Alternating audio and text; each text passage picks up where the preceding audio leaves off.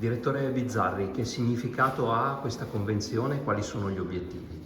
L'obiettivo di questa convenzione è proprio quella di far sì che, come nel 2025, 55 bambini e 240 accessi ambulatoriali avvenuti a Treviso erano relativi a una popolazione pediatrica che è quella del bellunese. In futuro questa convenzione vuole invece che spostiamo i professionisti e che i bambini e le loro famiglie rimangano all'ospedale di Belluno per quanto riguarda l'area chirurgica, e invece per quanto riguarda non gli interventi chirurgici ma le prestazioni ambulatoriali possano essere erogate a Feltre e a Belluno con un ambulatorio mensile.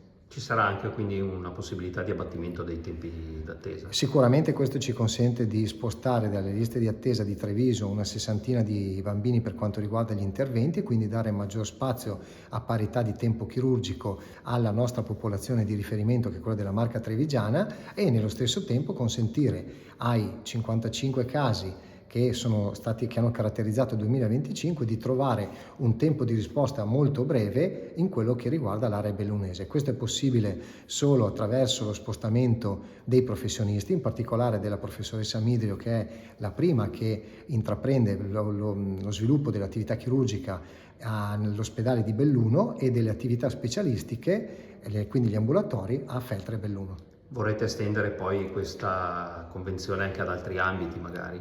Sicuramente per quelli che sono gli ambiti dell'alta specialità cercheremo di estenderli, già sono in corso, ma sicuramente possono essere migliorati, consentendo quindi la medicina di prossimità e quindi sempre le cure più vicine al cittadino.